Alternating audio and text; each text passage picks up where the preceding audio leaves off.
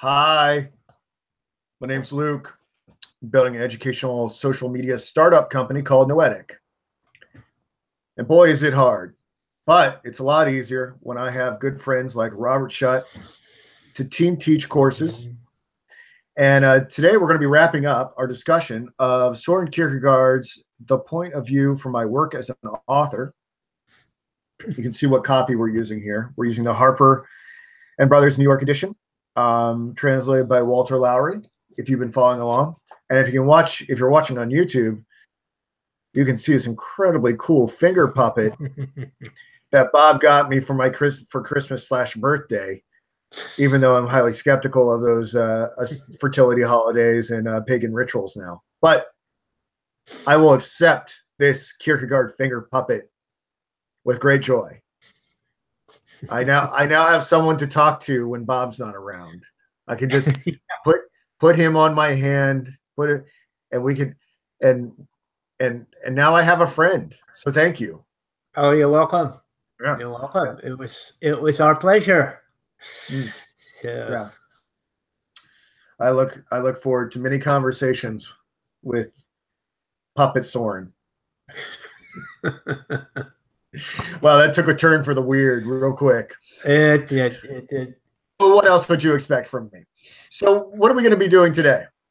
Well, we're going to be finishing up. We're going to be, last week we left off, we were talking about the governance, Kierkegaard's idea of governance, meaning how God kind of rules over the political powers, rules over the world in general, really.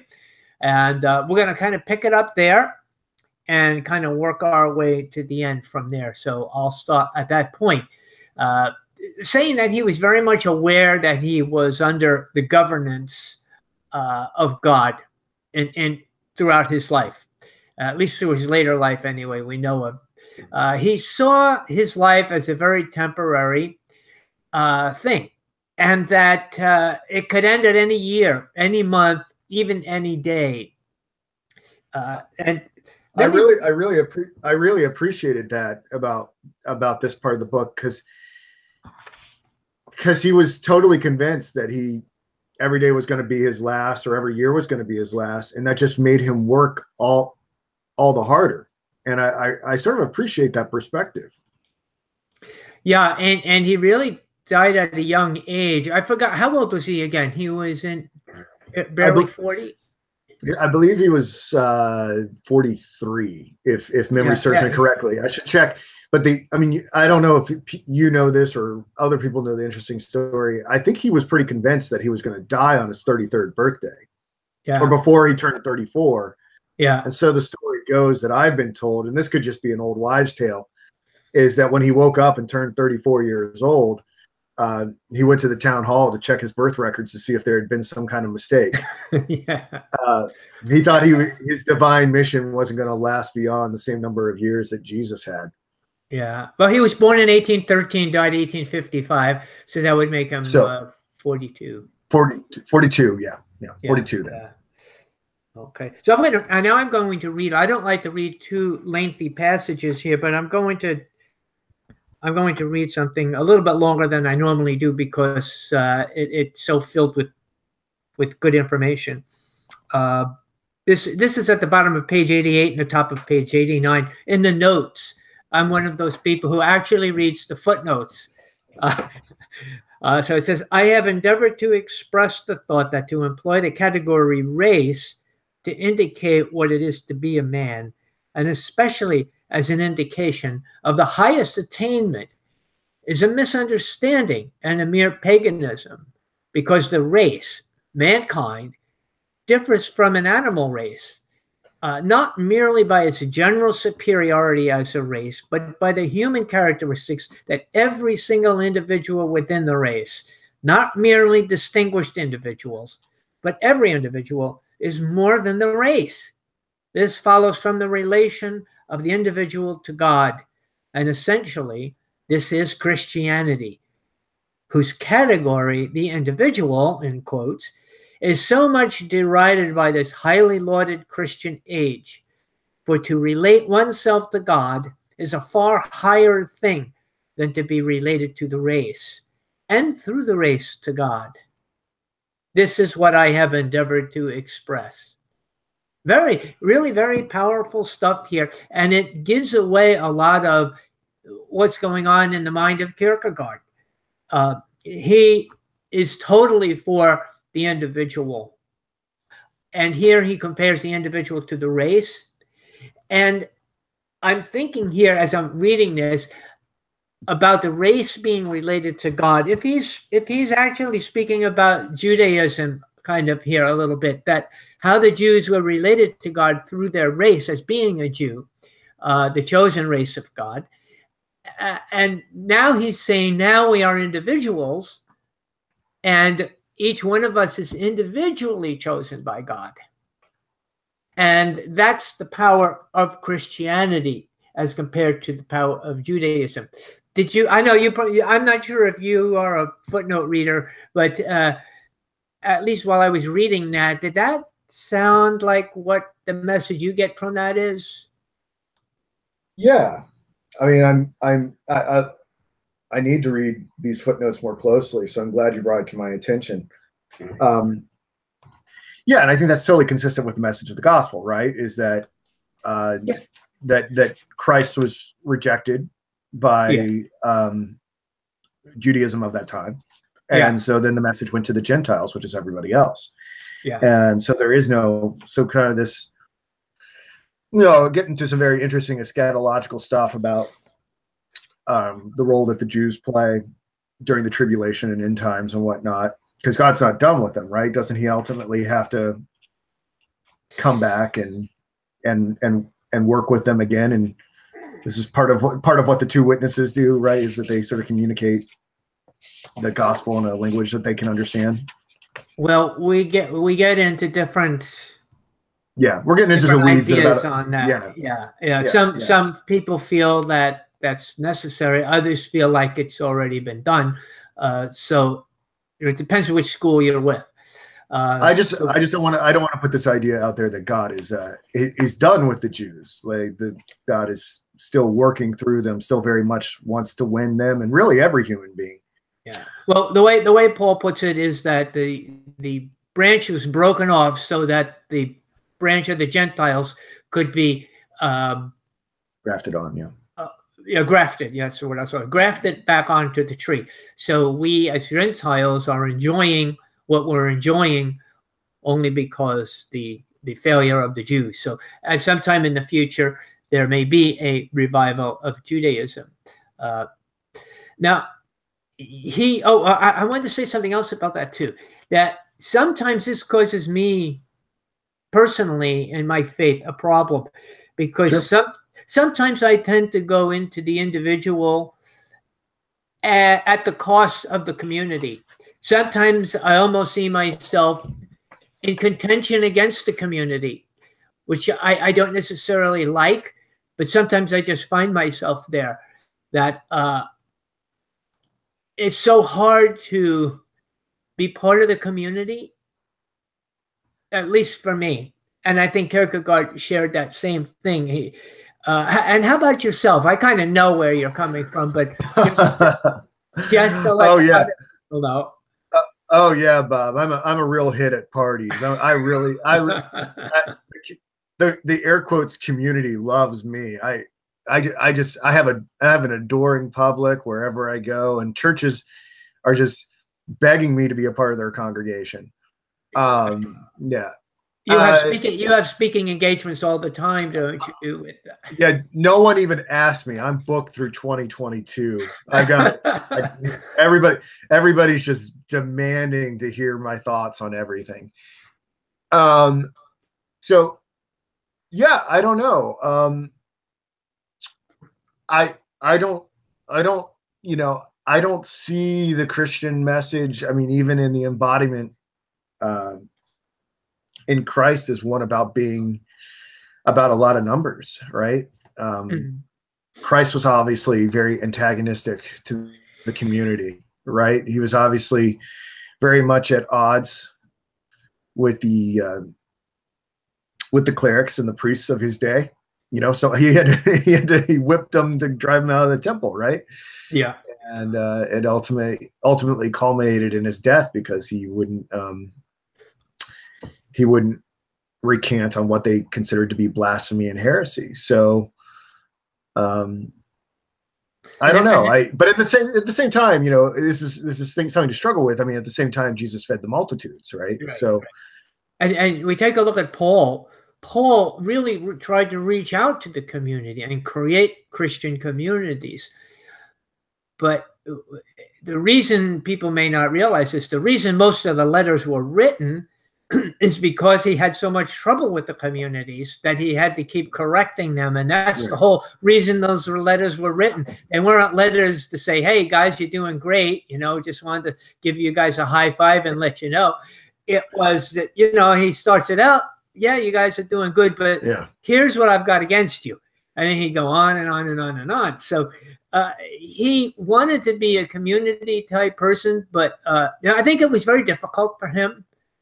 So I kind of see that conflict, and maybe I don't know if that's just part of having a spiritual life is being conflicted.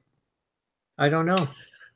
Well, definitely. I mean, Kierkegaard would agree, right? I mean, that's what the whole book of Fear and Trembling is about, right? Is to try to weather complex moral religious dilemmas with faith. Yeah. Right. And that ultimately that one's faith grows as the result of being placed in those problematized dilemmas. So yeah. But I think another issue that we see today, Luke, maybe among believers is believing that their church is on the internet, feeling that they've had such bad experiences in the community churches. Now they've formed a new community on the internet. Do you think that's wholly bad? Because I struggle with that. Like I personally don't attend a church right now because, well, I live in the middle of nowhere, and I try to think about what would be a good church environment for me. But for me, church is 24/7 gig. So every day I'm listening to sermons, and there's a pastor out there near you who has an online church in San Jose, Dr. Gene Kim, who I have been listening to lately, and there's a guy down in Alabama who I listen to a lot, and then there's these an audiobooks channel where I'm constantly listening to sermons. So it raises very fundamental questions about what's the point of being part of a Christian community when we live in this digital age where we can get this incredible theological training and sermons just by going online. Mm-hmm. And sometimes I wonder if this is the true invisible church that is alluded to in the Bible sometimes, I think that when we go to real community flesh and blood churches, there is conflict. But I think that's how God wants us to grow. So it's like we have to force ourselves into the conflict.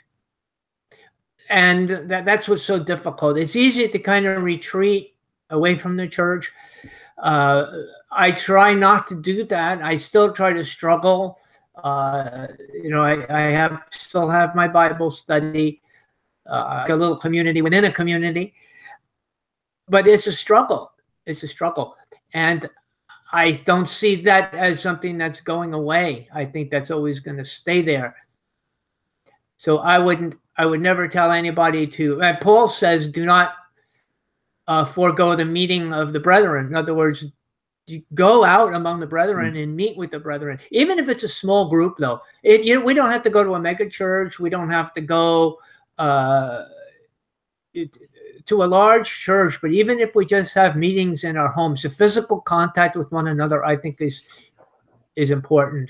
The flesh and blood. I agree. I'm not gonna dispute that. Okay. About it. Now he compares himself. This is kind of interesting here. He compares himself to a stringed instrument. Oh, I love this. I love this so much. Except he thinks he has an extra string on his guitar called the Christian string. Yeah. You know what that reminds me of? It's like he's like a spiritual prog rocker. I don't know if you ever listened to progressive rock music. When I did music all the time, those virtuoso musicians would always have like more than they needed, and it like they took great pleasure in being able to make sounds and things like that that no other genre of music could make. You know, they would have like the guitar with the at the same time, or they'd play a 12-string guitar rather than a 6-1, or like a double neck guitar.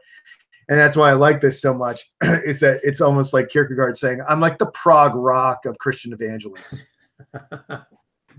But this gives me the idea. I was thinking, what does he mean by that extra string? And I'm thinking he's talking about something that goes beyond the normal physical world, this spirituality that the Christian is supposed to have.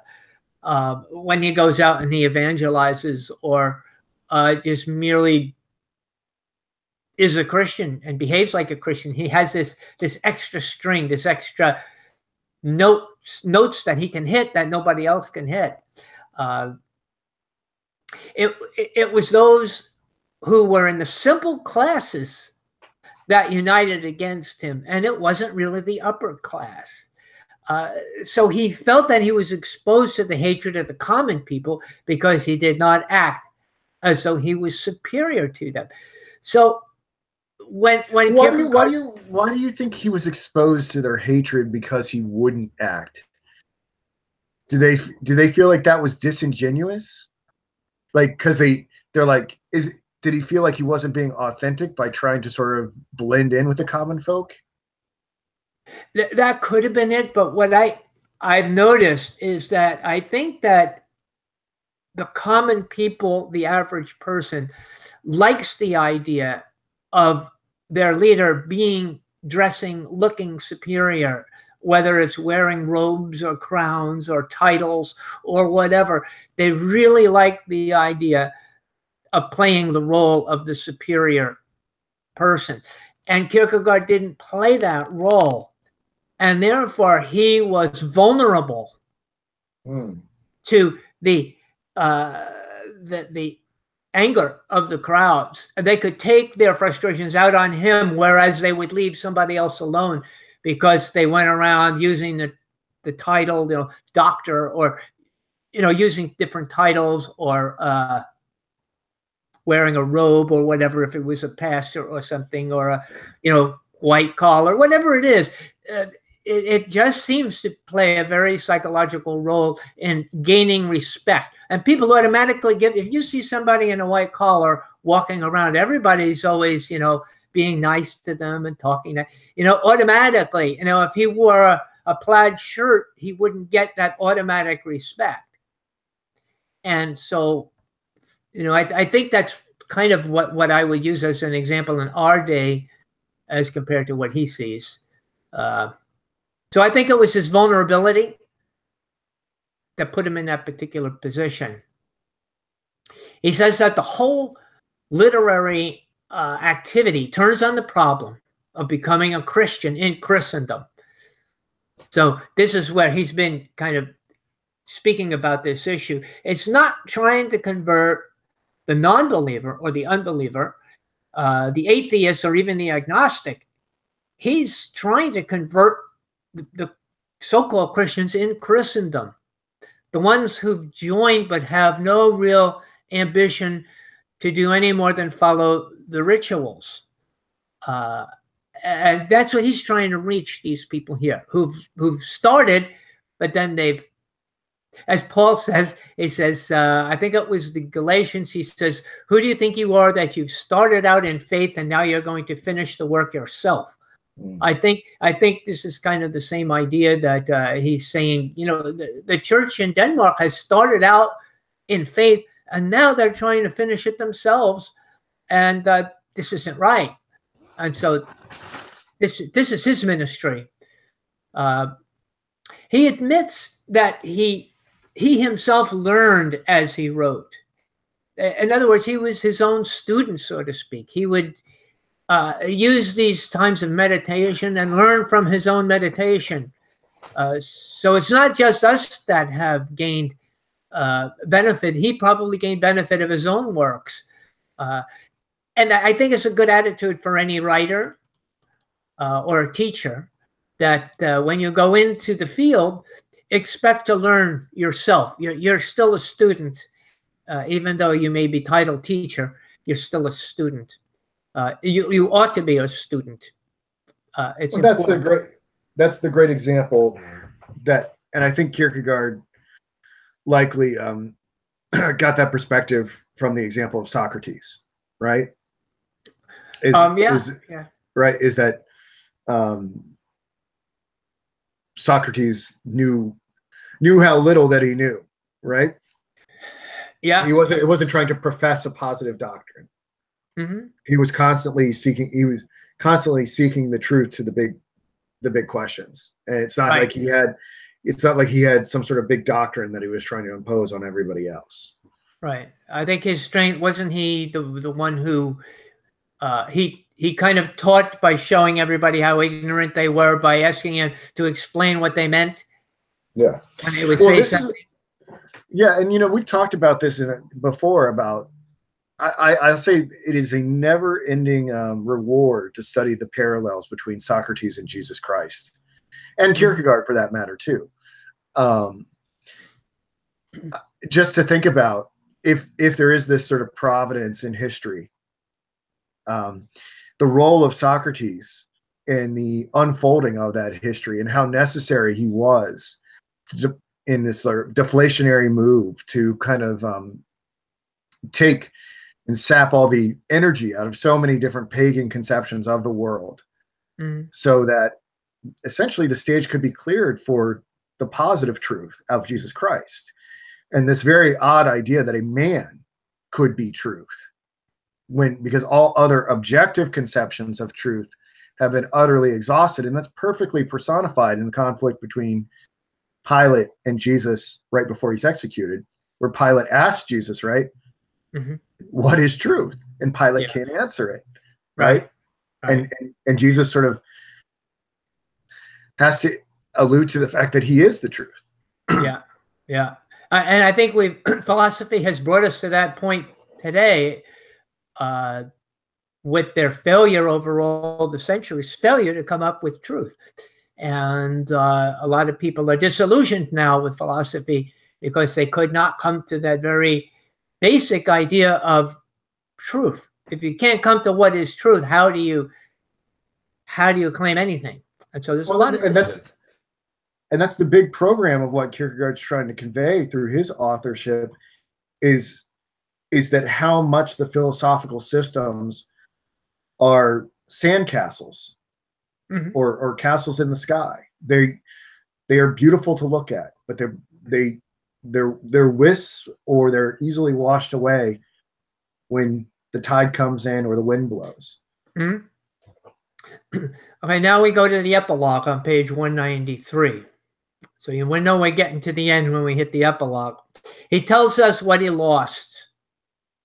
He lost every worldly form of the interesting. He lost the interesting distinction of being a possibility.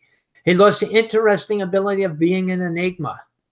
And this is a little difficult to kind of explain, so I'm kind of taking a shot at it here. I think he means that he lost his sense of the mysterious here.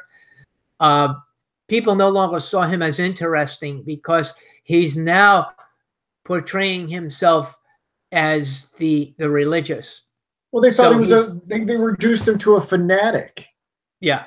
And I can relate to this. And I was telling you this off camera earlier. Yeah. Right. Like I was telling Bob earlier, I feel like I'm personally going through my own sort of Corsair affair, as a result, like rather than take Kierkegaard seriously, because if they did take his ideas seriously, it would cause some sort of existential crisis for them. They really have to do this inward development that he's been trying to prod people towards during his entire authorship. And rather than do that, they just say, he's a zealot. And stereotype him and make him one-dimensional. And there's nothing right? Do I have this right? There's nothing mysterious about someone that you can stereotype. You just make them look like a lunatic. Yeah, yeah. That's how you can negate that. He lost the interesting distinction that the problem was and is how to become a Christian. So can you imagine him now pulling the gloves off and trying to tell people they're not really Christians and they need to make a change, a different change in their lives? Certainly it's not going to make him popular. You can understand if you go around and make that claim today in Christendom, you can understand how people have the only way to shut him up is to make him sound insane. Yeah. To make him sound like a fool. So again, he comes out on the short end here. He has lost this in the eyes of the crowd or in the eyes of the world. He was not very interesting to the public because the public is always looking for something new and something interesting. And when he started out with his books, Luke, he had a little popularity because he was a novelty. Right. But he kind of lost the novelty when he got serious about his works. And they didn't like that. There is a kind of a biblical saying that they have itching ears, always wanting to hear something that is a novel idea. But Kierkegaard was beyond that at this point. So I think he's trying to reflect upon how the crowd turned against him when he showed them that the truth about himself, rather than being a dilettante, and that he tried to create for the purposes, that he tried to create this image of himself as a dilettante, and then that was only done because he was trying to gain their trust as an aesthetic. And so this was the show that he was kind of putting on. When he changed over and turned over into the religious is when he lost their interest. Oh, yeah. Okay. So he wants us to understand that it's really a momentous decision to become a Christian. He says that being a Christian is not something it's not something that you become because of reflection. In other words, you don't reflect yourself into being a Christian.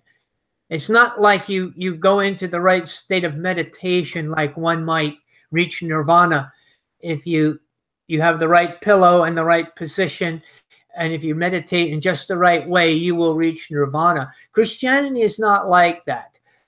Self-reflection is not the means by which you become a Christian. It's still something that is it's not something that comes through reflection, but revelation. So I think he's trying to tell us that being a Christian is like coming out of the world. It's a transformation from one state to another. And in this case, his state is from the aesthetic to the religious. He says that you have to break the semblance of being a Christian. And what he means there is that you have to break from the imitation of what one perceives as being a Christian to actually being one. This is the mask, the disguise, or this is the artificial Christian, the make-believe Christian. They imitate what it means to be a Christian.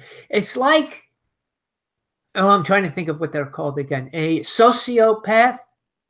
They have no real feelings of themselves. So they imitate everybody as to what it means to be a real human being.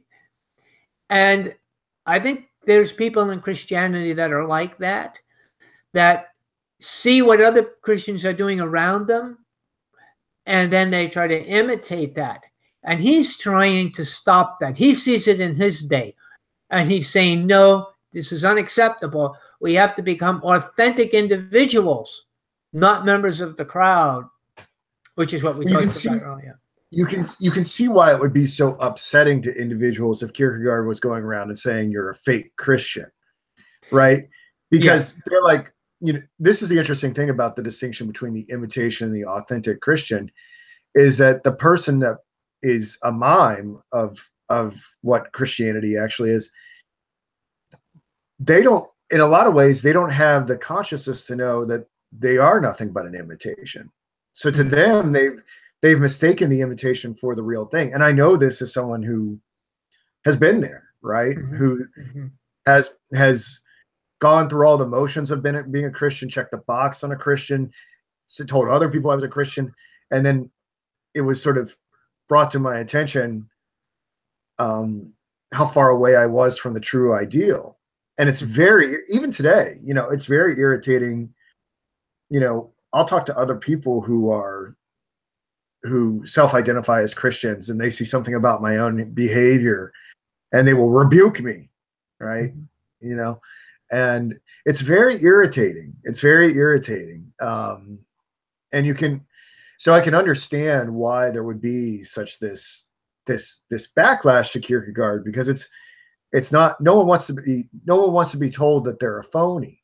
But how do you, the trick is, right, is like, and he's talked about this throughout this book, is how do you, without reinforcing the illusion, show people that they're not authentically committed to the ideal that they profess? Yeah. And the difficulty is for him and for us is that you can't do it by telling someone that. You have to help them to find it themselves. How do you help somebody find out that they're an imitation?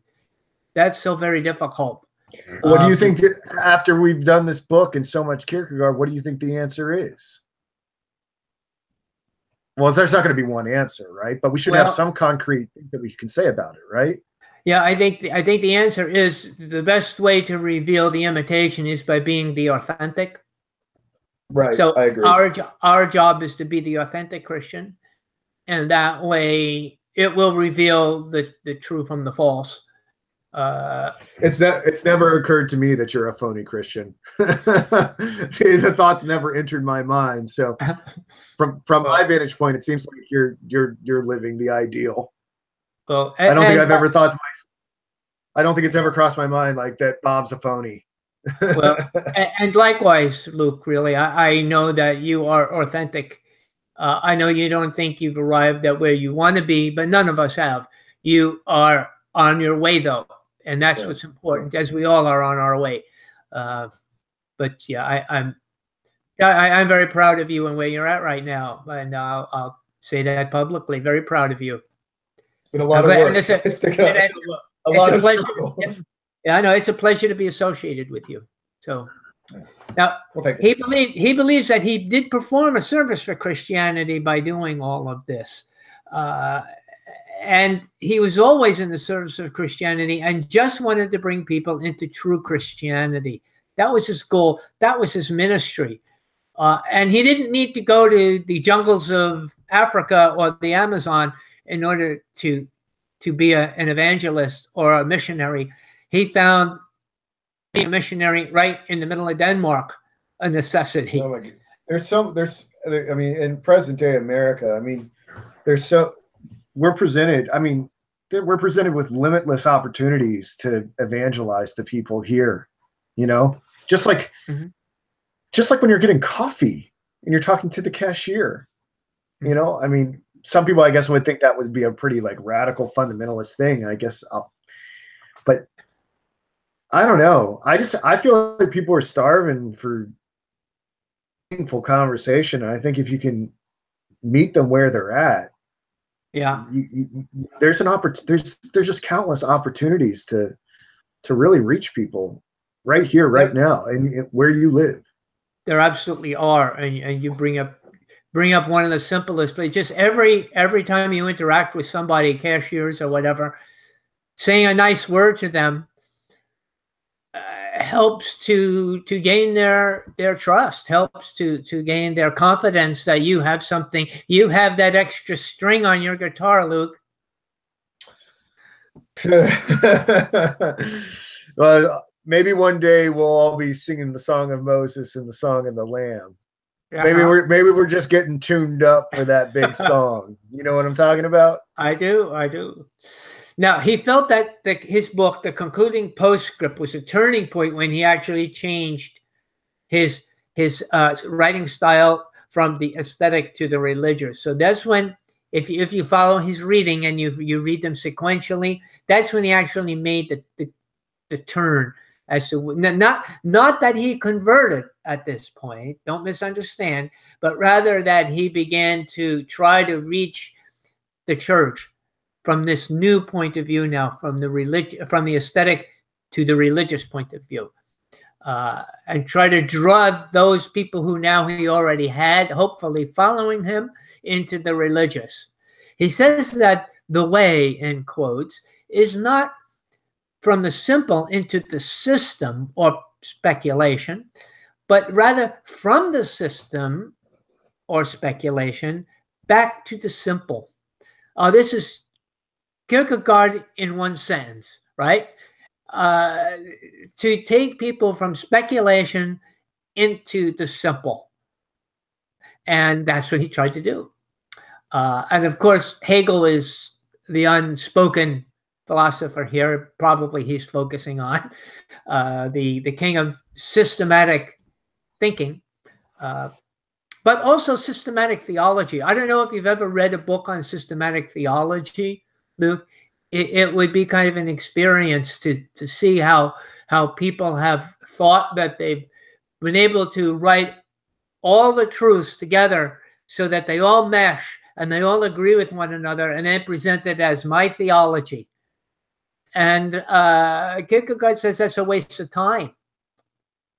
Christianity. The best example of that is that when I was in grad school, I worked through a pretty sizable portion of the Summa Teleologica.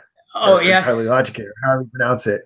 It's St. Thomas Aquinas' work. But it never escaped my attention that towards the end of St. Thomas Aquinas' life, he had a mystical vision and collapsed and pretty much said, like, I'll have to look it up to see what he actually said, but I think something to the effect that everything that he had written was straw in comparison to that vision that he had. That's pretty accurate. That's just about what he said. Let me look up the exact quote so people can be edified by it. But yeah, going. I think it's a Summa Theologica. I think it's what it was, but yeah, double check that. He admits that he really wasn't an aesthete who converted into being a Christian, but that he had a predisposition to becoming a Christian all along. So it's not necessarily that you start out as an aesthete. You know, you start out as a non-believer, then you become an aesthete, and then you become a religious Christian. So he's not saying that's necessarily the steps that you have to go through, but he's just kind of picking up at that point because he sees Christendom at that point. And he's trying to grab those people who are the aesthetes and lead them into the religious form of Christianity. He realizes how far he is from being perfect, but he knows that he isn't a completed work yet. But let me add to this, that it's important that we all can say to ourselves, we are an incomplete work. We're not yet finished. But this is not an excuse to follow in sin. It's not like, well, I'm still a sinner because I'm incomplete. This isn't what he's saying. It isn't what Paul says. Paul always refers to us as the holy ones of God. So it's a different way of thinking. And I try to teach this almost as frequently as I can to my class, that stop thinking of yourselves as sinners. Start thinking of yourselves as the holy ones of God. You're saved from that kind of a life for a reason, and that's to worship God and to worship Him as a clean vessel, not as a dirty vessel. So just trying to make that point clear.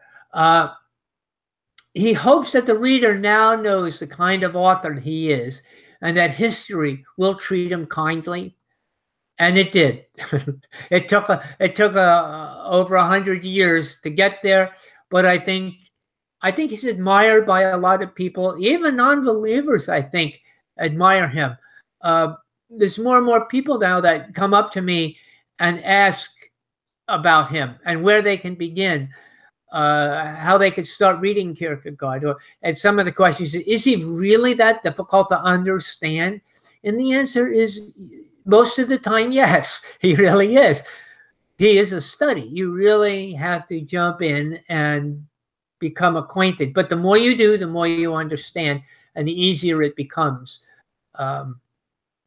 One of the ways, though, just thinking, one of the ways that has helped me to understand him is to understand him through myself. When he talks about others, I take that personally and try to search myself to find those negative qualities in me that can be improved upon. And that's one way to understand him, is don't be afraid to relate to him in the negative, to say, maybe he's talking about me here. I think that can be an asset. You wanted to say something? Well, yeah, I found I just wanted to share that I had found the exact quotation that St. Thomas Aquinas had said. I didn't realize this, but just to relate back to what we were saying earlier, about systematic theology, I didn't realize I think he had just turned 50 or was about 50 when he stopped writing. So he had a lot of life in him still. It wasn't like he was 75. Yeah. Careful, Luke. Be careful with the 75. All right. Okay. Bob, you are eternally 35 in my mind. Thank you. Yeah, I consider you a peer. I've never once noticed a discrepancy in age, but okay. But apparently Aquinas's brother Reginald kept asking for an explanation about why he stopped writing, and Thomas Aquinas said, "I adjure you by the living Almighty God and by the faith you have in our order and by charity that you strictly promise me you will never reveal in my lifetime what I tell you. Everything that I have written seems like straw to me compared to those things that I have seen and have been revealed to me." So that's the actual quote. Yeah. I just wanted to share. And yes, I too, very obviously, I mean, I relate so much to Kierkegaard that obviously I have a finger puppet with Kierkegaard, and I've shared this story before. I have a friend who calls me Lukaguard. Lukaguard. Yeah. Oh, that's wonderful. And he tells us with this little book, he concludes his authorship. So this is his, I don't know, was this his final book, The Point of View for My Work as an Author? Did he do anything after this? I think it depends on how we define final. The moment, which I've done some work on before for Noetic, I've taught like 2 or 3 sections of it or whatever. Yeah. I think that's considered a posthumous work, because so I think the last installment was like ready to go to the printers or to the editor, like on his desk, and he had died. So I think it really is a question of how we define final work. Wasn't this book also published after his death, though? I forget. I can look it up while you're talking. Okay, yeah, I thought that we mentioned that in the introduction. It was written in 1848, published in 1859. So 4 years after his death. Yeah, I just found it. Yeah. Well, yeah. Let me look at the authorship timeline. I mean, I think that's way after the moment, but keep going. Okay. He confirms that there would not have been any comfort for him except that he was in the faith. And I think that this is a good overview of his attitude towards his life in general. If it wasn't for his faith, I think there would have been no comfort for him. I don't think he would have got comfort from psychology or philosophy. I think he found faith was his comfort, as do I, and I know you do too, Luke. Now we get to the conclusion on page 100. He tells us that he suffered as a genius in a provincial town. The standard he set for others was too great for his contemporaries to meet. That almost sounds like he's bragging here, but if you've read enough Kierkegaard, you know this is just him really being honest, that he set such a high standard for everybody that they couldn't meet it. People were puzzled by his extraordinary talent, and they needed some kind of an explanation of it. Then they decided where it came from. It came from his pride, and that's what gave him his talent. So they also explained their maltreatment of him as punishment for his pride.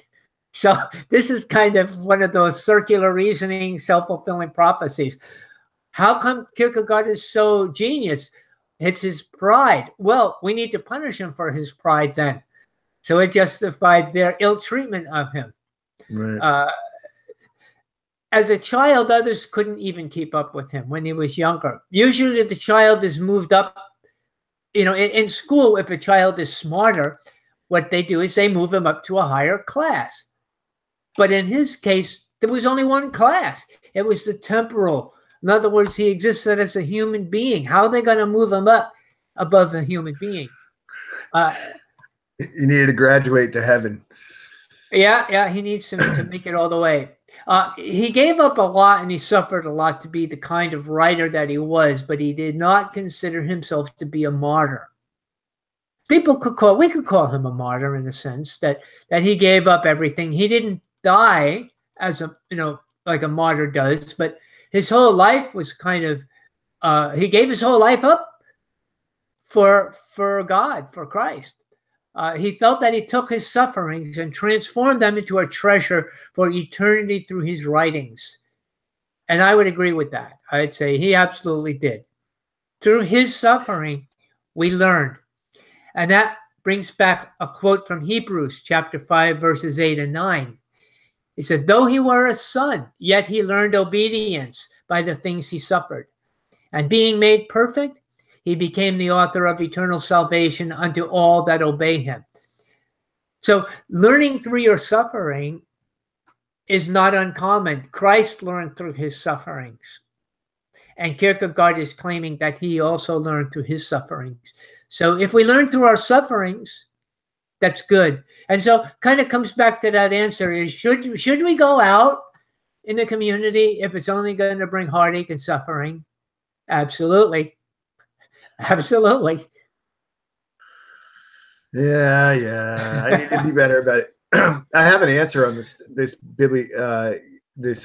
life works timeline of Kierkegaard, which I think you might find interesting. Do you mind if I share it real quick? Please, go ahead. So according to the Stanford Encyclopedia of Philosophy, 4 works came out in 1855, the year of Kierkegaard's death. He died on November 11th, 1855. And okay. the one that I referenced, they're including as one of these 4. Their translation of it is the instant. I called it the moment. Oh. But there are 3 others, and I don't know if you've heard of these or if we've covered them at some point, and maybe we need to, because I like Kierkegaard. He's very salty. But he had one text called "This Must Be Said, So Let It Be Said," and he assigned his name to that. And this one looks very intriguing. Christ's Judgment on Official Christianity, S. Kierkegaard. Oh. And then also he gets into divine attributes, God's unchangeability, a discourse by S. Kierkegaard. So immutability, yeah. Are those in English? Are they available in English? I do not know. Why don't I look that up? Yeah, this has been a very research-heavy episode for me. Oh, well, you bring up these great questions. Yeah, well, you're right. You're right that this is one that what we're reading here was one of the last published ones, even though there are other ones that were published in 1855. So this is significantly after he died. Okay. Let me look up if this go ahead. God. Yeah. Do that with one ear and listen with the other, Luke. Sure. Okay. He's not going to be ashamed when he meets those glorious ones in eternity, he tells us.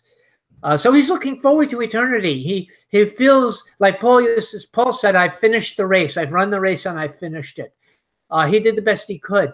And I think Kierkegaard feels the same way. At this point, he's late in life and he's almost on his deathbed, and saying that I've run the race and I finished it, and I can't wait to get to eternity. He himself was that individual, in quotes, and he became more of an individual.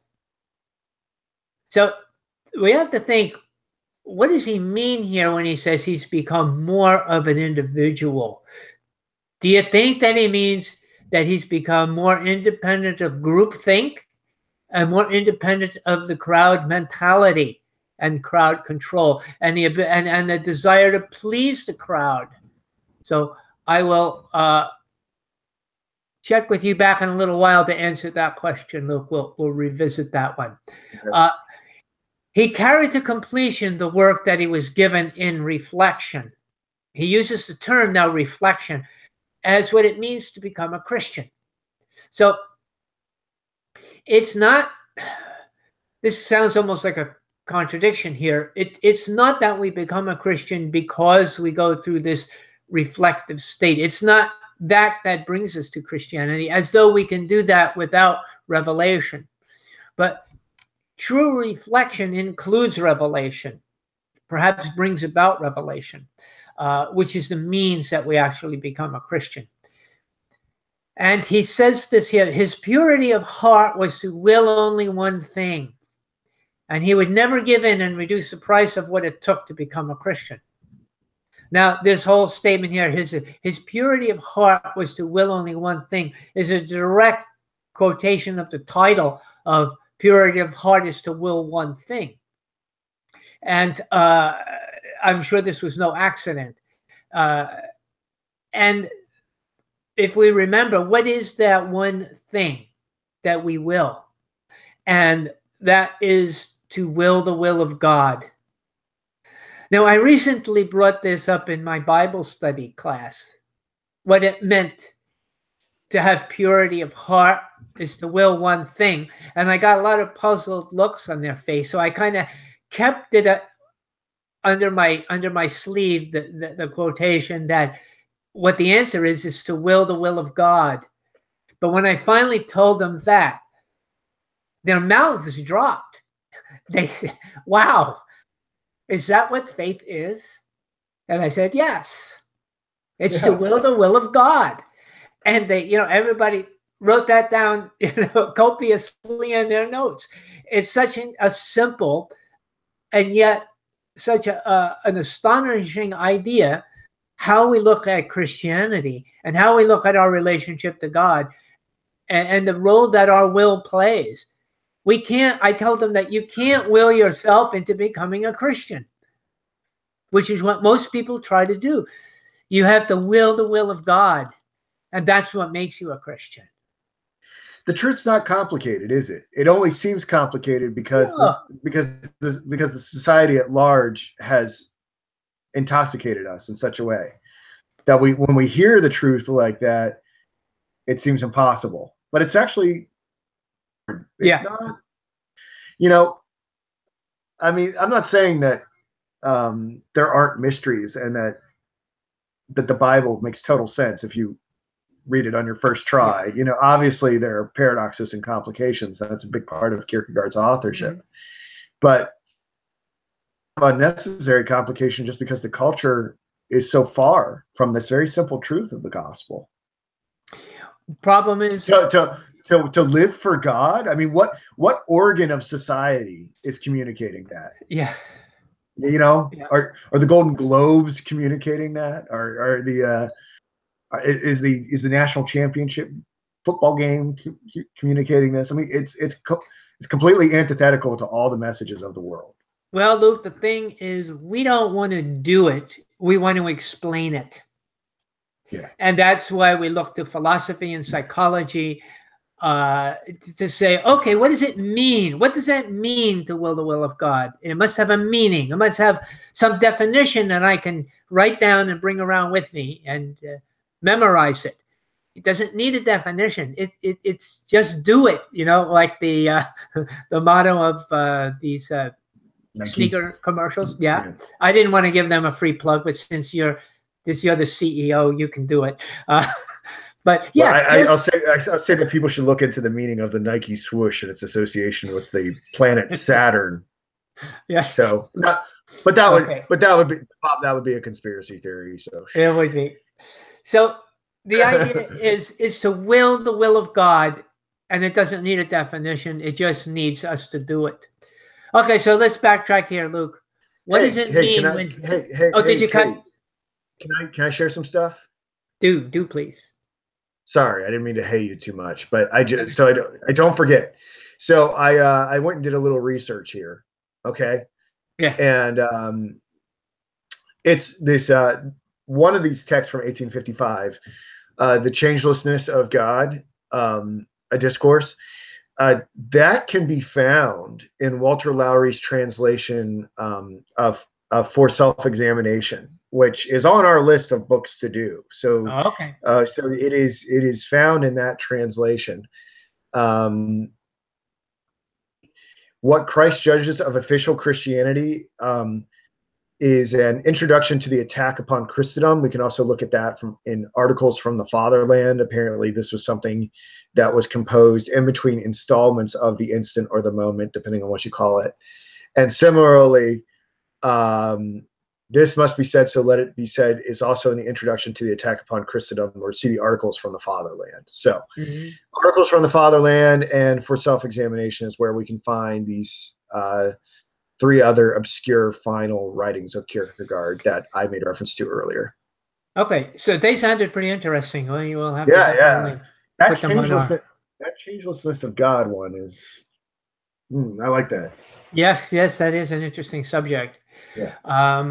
So now, what do you think he means that he became more of an individual?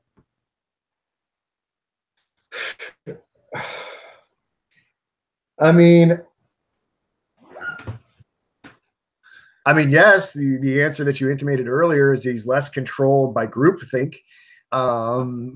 But I mean, ultimately, to become more of an individual is to become more of a receptacle of the Holy Spirit. Very well said. Very well said. Yes. But then the person who's not in religious categories will like, well, how are you more of an individual if you're just sublimating yourself into God's being? And I just want to say, I don't know, dude, just try it out. Experiment with it. See what happens. You tell me if you're more of an individual when you let God fill you up. You will be. Very well said. Now, at the end, we're getting into the last few paragraphs here. He brought to completion the dialectical structure. That's going to take a little bit of discussion here. I think he means that he's given us all a logical conclusion of the present state of mankind in his need for God and his relationship with him. So he's brought this all to a logical conclusion. He's given us an answer. It may not be the answer we're looking for, but it's a logical conclusion that he derives from all of this. Like the answer to purity of heart is to will the will of God. It's a conclusion. It may not be the answer we're looking for. He did not want to take full credit for this work, but he wanted to give it to governance or to God's power. So he didn't want to try to tell us like another philosopher would say, I've studied all my books and I've come to this logical conclusion on my own, and here's the answer. What Kierkegaard is saying, no, I didn't, not taking credit for it. This was given to me by revelation, not by willpower. So I think that's what he's getting at here. And my final quote from this book, bottom of page 103.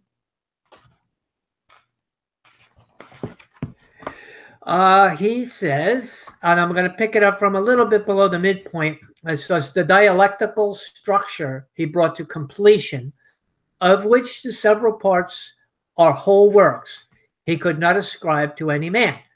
Least of all would he ascribe it to himself. If he were to ascribe it to anyone, it would be to governance, to whom it was in fact ascribed, day after day, year after year, by the author who historically died of a mortal disease, but poetically died of longing for eternity, where uninterruptedly he would have nothing else to do but to thank God. Isn't that beautiful? That's kind of the last little section of this, and I don't know if we should interpret it. It's kind of nice to let it stand on its own. But if you have some words that you would like to... Can I read it too? Just because it was so beautiful. I mean, I don't want to steal your thunder, but I just want to... I don't know why I feel compelled to read it aloud again. It was so good, I just want to hear it again. Yeah. The dialectical structure he brought to completion, of which the several parts are whole works. He could not ascribe to any man, least of all would he ascribe it to himself. If he were to ascribe it to anyone, it would be to governance, to whom it was in fact ascribed day after day and year after year by the author who historically died of a mortal disease, but poetically died of longing for eternity, where uninterruptedly he would have nothing else to do but to thank God. Mm-hmm. I mean, personally, why I wanted to read it, I wanted to hear is poetically died of longing for eternity. Yes. And I want to hang out with God. There's so many things. There's so many things. Yeah. I want to be with God, and I want him to, I so desire to understand so many mysteries. And mm-hmm. I very much relate to that poetic longing to be with God. Yeah, I didn't write down the quote. It didn't come to me until just now from Paul, and a kind of more of a paraphrase than a quotation, where he says, I long to, I'm torn between these two ideas, to stay here with you or to be with Christ. Right. He longed to be with Christ. I think that's the measure of being a Christian. Right. We need to be able to get to that place that we want to be with Christ, and where we're torn to say, I love my life. I love everything about my life, yet I want to be with Christ too. And he's actually torn between the two. And I think that's what Kierkegaard is saying, the same thing in his own way, in his own words, right? So both you, me, and Kierkegaard poetically long to be with Christ. Okay? This is a good litmus test, and I think you're right. Like, this is a good sign of, I guess, what authentic Christianity is like. It sounds sort of morbid to someone outside of our conversation. They'd be like, oh man, all these guys have death wishes, Yeah. Like they want to escape from reality because they got too much heaven on their minds. But Kierkegaard talks about poetically longing to be with God because he wants to sing the praises of God, which I'm not opposed to. I'm down for that. But for me, part of the reason why I want to be with God so much is it's so obvious to me how fragile human understanding is. It's so obvious to me how much we don't know. And it's so obvious to me how much deception there is in this world. And I feel like the only entity, the only person, if we want to call God a person or Christ a person, that could deliver me into knowledge, it is Christ. So I just have so many things I want, finality and conclusion. I hate to say this, I almost want to die so I can get the answers. Does that sound? Is that messed up to say that? Well, I think that Christ's presence appears in the form of answers, but I think once you get there, Luke, I don't think you're going to want the answers. I think just being with him is going to be sufficient. Do you think when we die, the answers are just implanted in us? Like, oh, okay, we know now. I think he is the answer. I think it's going to be like that. But don't you want to know? Don't you want to know like why Christ, had us get up on our crosses? Like why us? I want to know now, but I think when we're there, you think it'll fade away? Yeah. Let me read you. I found it. It's Philippians 1:23, but it starts a little earlier.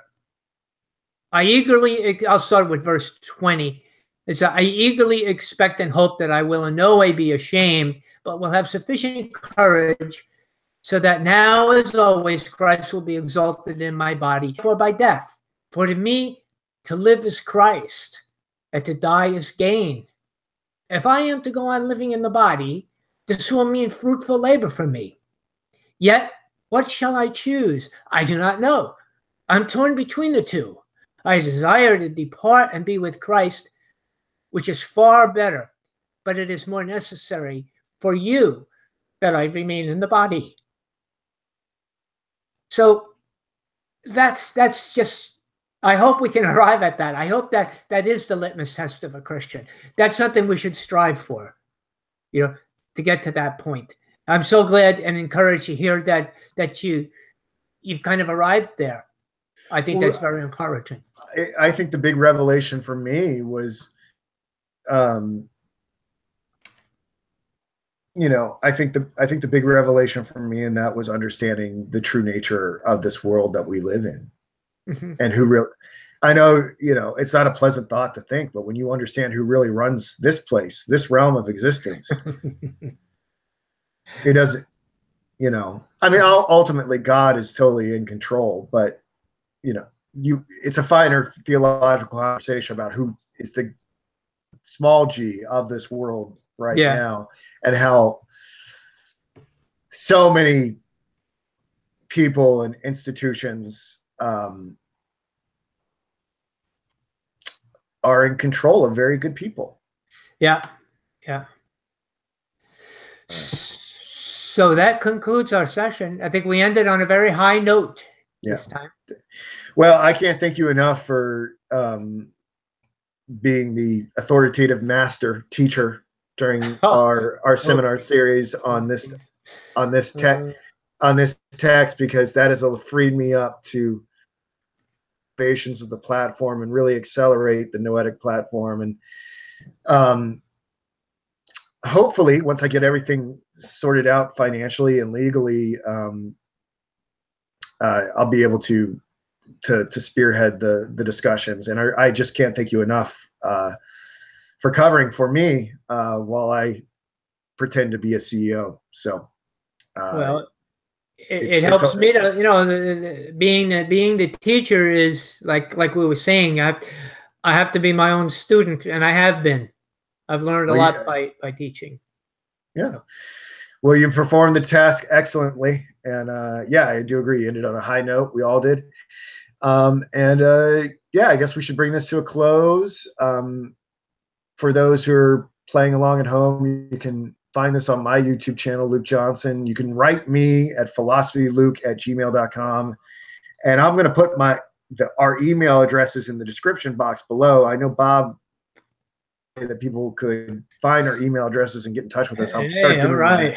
Excellent. And if you have any questions, it'll be up on SoundCloud and the of the Noetic app until we make the big public launch for version 2.0. You guys are going to love version 2.0, but it's a monster. So just be patient with me. And you can beta test the new version of the website, although it's got a lot of flaws still at noetic.online. Bear with me. I don't got a lot of money. I don't got a lot of resources. No one's ever tried to make something like this before. So it's going to be a process. So just bear with me. But 2018 is going to be a big year. So, and we've got a lot of great materials for you over there. So without further ado, I guess I'll bring this to a close. Thank you, Bob. Okay. Thank you.